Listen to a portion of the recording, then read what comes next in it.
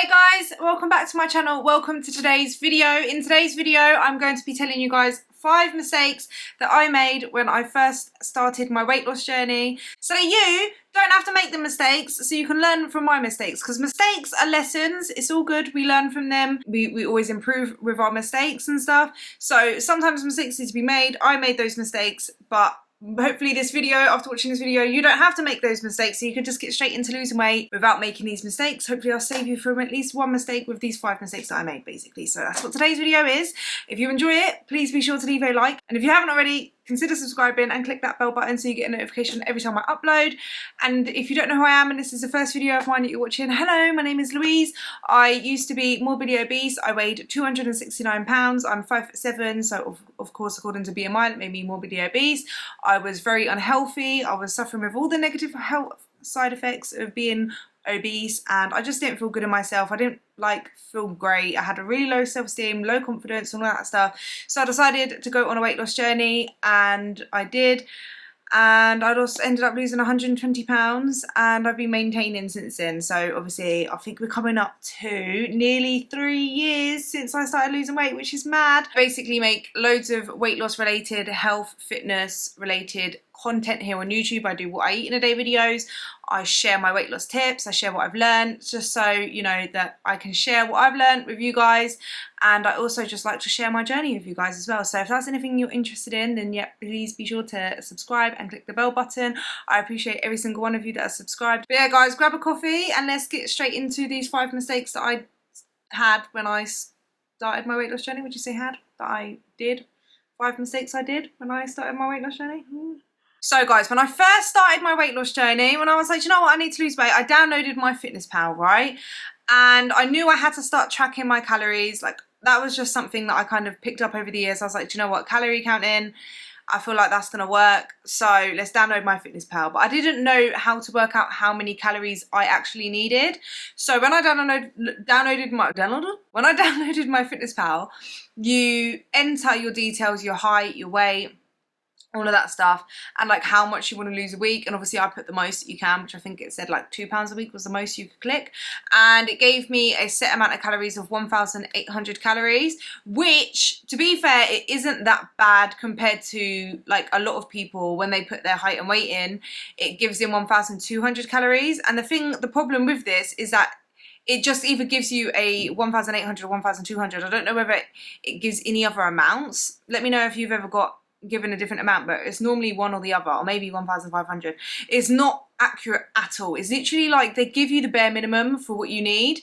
And of course I followed 1,800 calories, and I did lose a lot of weight. I think my first week I lost 9 pounds. Of course I was quite big, so the bigger you are and the more bloated, the more water you have and stuff like that, when you start like losing weight, you will drop more on the first like 1 or 2 weeks, and then it will start going to like your regular amount. 9 pounds is still quite a lot, so I was in quite a big deficit, and I lost weight quite quickly, which thankfully for me I was able to kind of stick to it. But I wish I started on a higher calorie amount, because to lose weight, you just need to be in a calorie deficit, innit? But you don't need to be in a massive calorie deficit. Losing weight faster, being in the biggest deficit, is one way to kind of set yourself up for failure, because you lose loads of weight really quickly, and your body does eventually, like, you'll be really hungry as well. It's harder to stick to, and it's not as sustainable. But also, like, your body does eventually adjust to those calories, so then you've got to like keep reducing them. So I wish that I worked out my calories, either tracked the most accurate way I could have done it was tracking what I was eating for like over the course of 1 week, and then work out the average of the amount of calories, and then just dropped it by like 250 calories to 500 calories, and I would have lost like 1 to 2 pounds a week, which would have been like okay, like, it would have been good. But I never did that. Or another way I could have done it was go onto tdeecalculator.net and put my details in there, and then see what calories they gave me, and then tracked it over a week and see what my weight was doing, and then like lost weight at a slower pace. Obviously it worked out fine for me anyway, but like that is something that I wish I could have. I feel like I could have started on a higher amount of calories, and I feel like this is a mistake a lot of people make. They drop their calories too low to begin with, and it doesn't always work out the best. Maybe you lose quite a lot of weight really quickly, and then like you stall, and then you don't really know where to go from there, and you've just got to keep dropping your calories. So yeah, that's why I wanted to add that mistake in there, because that is something I look back on. And people say to me like, how did you work out your calories? And I'm like, I don't want to tell you that I did it on MyFitnessPal because I don't want you to do it on MyFitnessPal and like get a too little calorie amount, if that makes sense. And mistake number 2 was that I didn't know that you had to check how to track your food, whether it's cooked or uncooked. So when I was using MyFitnessPal to track my calories, I didn't know that some pastas, for example, because one was like this Asda pasta, like Asda pasta you track as, it says the weight says as cooked, and then other pasta that you get from a shop, like say if you get pasta from Sainsbury's, say, the tracking amount is uncooked. So I remember thinking, like, I went to Asda, got pasta from Asda, and I tracked it, and I was like, oh my god, this is lower calorie pasta. Like, it doesn't make sense. It's just a normal plain pasta. Why is it so much more lower calorie? And I was like, oh my days, and I was like tracking it and eating that. So I was actually over consuming my calories, because when I actually looked at it properly, it said the weight was weighed out cooked. It just made it so that it seemed like it's lower calorie, but it's not. It's just that it was uncooked. Same with chicken and all that kind of stuff. Like, some packets say the amounts is whether cooked or uncooked, but obviously like you have to have a look, and I was tracking it as like the same every time, like whether it was cooked or uncooked. I can't remember, but I messed it up, and I was like, I remember when I noticed it and I looked at the packet and I was like, oh my days, it was like a light bulb. I was like, oh my days, I've been doing it wrong this whole time. So that was a mistake I made. I made that mistake for a good few months before I realised that you actually have to look at, like, it will have on the back of the packet, it will say like star. It has like little stars, and it will say weights per cooked or per uncooked, or it will say, or boiled as per instructions. Like, that's how it says. So like, you do need to actually look at the packet and track it accordingly to the packet if that's how if you're scanning it on MyFitnessPal and stuff like that. So that was a mistake that I made. And also when I first started tracking, which I do think that you can get away with this, especially when you first start tracking, but I didn't actually weigh out my food when I first started. I eyeballed it. So I kind of guessed what I thought was a serving, and in that sense I wasn't really learning right in the beginning about what actual serving sizes was. I only did this for maybe like a few weeks, maybe to a month, and then I started weighing it out and I was like, oh my god, I didn't realise I was having like double the portion sizes that I thought I was. But obviously when I first started, just making the simple changes of like not eating as much like highly caloric food and like trying to eat healthier and trying to actually be mindful of what I was eating, that helped me lose weight anyway. But I realised it was a big eye-opener when I started weighing out my food, basically. And when I first started, I weren't weighing out my food, so that was a mistake. The third mistake I did was that I didn't take body measurements, and I wish I did. I weighed myself, I took before pictures, and I'm so glad I did that. But one thing I didn't do was actually measure myself, and I wish I could even just have measured my waist and just have that to compare, because I feel like when I look back on old pictures, some of the pictures, especially when I'm naked and stuff, like I don't actually look as big as what I actually was, I feel like, in the before pictures. And you're probably like, what the hell, you look big in your before pictures? Yeah, I look big, but I don't feel like it is an accurate representation of how big I actually was, because there was no one standing next to me to see how I was. Because I feel like when I was big, I carried my weight fairly well. So I was obviously obese, but I carried it pretty, like, I always felt like I carried my weight quite well. And when I look back on the pictures of me in my bra and knickers, unless I stood next to someone else for context, you can't really see exactly how like girthy I was, how width I was. Do you know what I mean? I wish I just had body measurements so that I could see, like, I could wrap the tape measure around me and be like, wow, that's how big I was, and this is like, you know what I mean? Just, it would have been nice to have, right? So that's one thing. If you are starting your weight loss journey, take all the measurements you can. Take body tape measurements, take pictures, make sure you're weighing yourself. All of these are just like something that you can look back on and you can measure your progress that way, especially if you are starting to lift weights and build muscle. Sometimes the scale might not change that much, but your body composition changes, so body measurements is actually more accurate.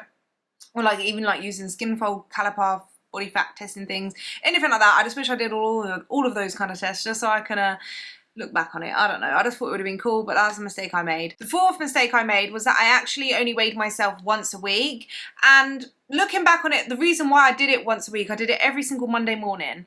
I did it once a week because I actually had a history when I was a teenager of being obsessively weighing myself every day, and like, if I didn't lose weight every single day, I was like, when I was trying to lose weight when I was a teenager, I would get really obsessed and upset and it would ruin my day. So I remember when I started my weight loss journey this time, I was like, I don't want to get into that habit of obsessively weighing myself, because I want to lose weight healthily, and I want to be able to do it in a very healthy way with a healthy mindset and be able to keep the weight off. And that's how I started my weight loss journey. So in a way, it's not a mistake, but at the same time, like reflecting back on it, you can weigh yourself daily without it being obsessive, and without, like, as long as like you can do it as data. Like right now I weigh myself daily. So the reason why I say it was a mistake to weigh myself once a week is because from my own experience now of weighing myself daily and seeing my body weight fluctuations, your body weight fluctuates day to day. One day you could be a lot higher, and the next day you could drop like 3 or 4 pounds, and it literally is just the water fluctuation. So like if you haven't eaten as much carbs, then your weight could go down. Maybe you didn't drink as much, or you've peed a lot throughout the night, or you've done a poo in the morning. There's so much things that can change your weight fluctuations. So that when I weighed myself once a week, it wasn't like I would say, oh, okay, this week I lost 1 pound, this week I lost 2 pounds, this week I lost 3 pounds. But it could be that I've actually lost 1.5 pounds, and then the other couple of pounds was more water. And if I weighed myself a day later or a day earlier, my weight would have been different. So the way I like to do it now is working out the average. So you weigh yourself like on a day-to-day basis, and then you take basically this is how I do it. So I weigh myself every single day, and then take them numbers, you put it in order, highest to lowest, you cross off the highs, cross off the lows, and the middle number is like where you're at, if that makes sense, like your median weight. And then over time you will see whether the trend is going down, whether it's going up, whether it's staying the same, and that way you know whether you're maintaining or not. Weighing yourself like once a week it's okay. Like I feel like it obviously worked for me because I continue to lose weight, but it's just not that accurate to know how much you're actually losing a week, because your weight does change on a day-to-day basis. Very much. Like I will fluctuate between like up to 7 pounds sometimes, even sometimes 10 pounds. If I've had a day like the day before where I've eaten a lot of food, I could be up like 7 to 8 to 9 to 10 pounds. And that's just more holding a lot of water, a lot of food in your stomach. There's nothing wrong with only weighing yourself once a week or even once a month, but it's just a lot more accurate to do it on a day-to-day basis, work out the median. So yeah. One thing I always get asked is, oh, what did you eat when you first started losing weight? Because people just think, I don't know what it is. Why people ask me this? It is just a thing. I've been asked this so much. Like, what did you eat on your first week of losing weight and all this stuff? And it's like, I don't really want to tell you because it was a mistake. I was learning. It's not like I know more now than what I did then, all right? When I first started losing weight, my last mistake was that I didn't know about volume eating at all. I just tried to go for what I thought was healthier food. So for breakfast, I would go for muesli, granola, and I wasn't weighing them out when I first started until when I did start weighing them out, and then I started realizing how highly caloric they are for a small amount of food, and it wasn't going to fill me up. Then I started to like switch to oats and more higher volume foods like that, and like adding more fruits. I realized that when I added fruits to my breakfast, it bulked it out a lot more for not a lot of calories, so it was more filling. And I kind of learned through that way, but like I didn't really know about volume eating or high protein eating, anabolic eating or anything like that. Like I just ate like what I thought was a healthy, and I remember like my dinner would be chicken, rice and veg, but it would be like a small portion of veg. And it took a while for me to realise, actually, fill yourself up on more veg because it's not a lot of calories. And like, do you know what I mean? I feel like it's good to make those kind of mistakes and kind of like see and learn through experience and stuff. But if you are starting your journey and you want to know what to eat high volume, low calorie foods, lots of fruits, lots of vegetables. Prioritize your protein because protein is very satiating. It will keep you full for a long time. It helps maintain your lean body mass so that when you're losing weight, you're losing fat and not as much muscle, because you need to keep your muscle or keep your metabolism high. So it's just, you don't want to be losing lean body mass. You want to actually lose body fat. So making sure you're eating protein will help keep you full, help keep you keep your lean body mass. It's actually got a higher thermic effect of food. So when you eat a higher protein diet, your body actually burns more calories trying to digest the protein. So you're actually in a lower net calories.